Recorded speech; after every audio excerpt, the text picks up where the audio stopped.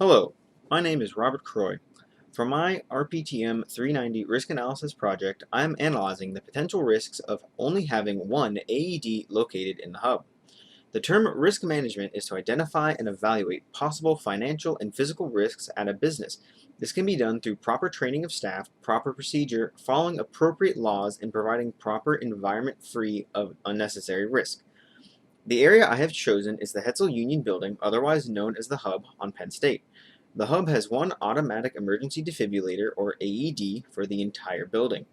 This would be an example of public liability risk. The party at fault for this unnecessary risk would be the Director of Environmental Health and Safety. This department has policies on where AEDs should be placed all around campus and the different procedures on how they are handled.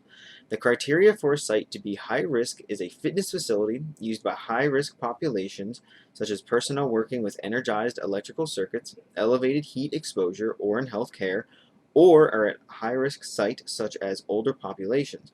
Other criteria are that the facility must be difficult to navigate based on size, configuration, or inhibition to immediate access. Used by a large number of people, the location is more than a 3-minute response time for an AED to arrive from police or EMS. The hub fits all of these criteria, but should have access to more AEDs in it than the one at the front desk. According to AED.com, last accessed October 28, 2019, a recent calculation by AED management company Readiness Systems relied on the assumption that in the average environment, a lay rescuer could travel 150 feet within 1 minute. This means that in 2 minutes, the rescuer could retrieve an AED and bring it to the patient. With this radius set at 150 feet, that means an AED can cover about 70,000 square feet. According to Town & Gown publication, last accessed October 28, 2019, the hub has a total of 305,000 square feet. With this knowledge, I would suggest putting more AEDs in the hub to make sure that one can be brought to an emergency as quickly as possible. The hub is also one of the most visited sites on campus, seeing more than 40,000 students a day, also from Town & Gown publication. If I were the Director of Environmental Health and Safety, the first step is to identify the risk.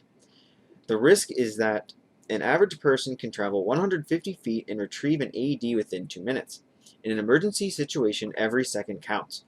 The risk evaluation is that while the students are at low risk, they could still need one, whether it be to an allergy or perhaps a choking victim needs help. Some of the people who are at work at the hub are older and are at higher risk for cardiac situations where an AED could be needed.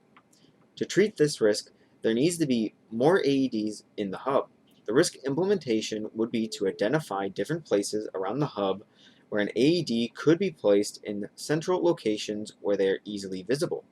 I would put an AED on each floor of the hub in roughly the same place so someone could know where it is even if they haven't been to that floor before. I would also make sure that all AEDs were located on the floor plans of the hub, as well as make sure that all AEDs were clearly visible.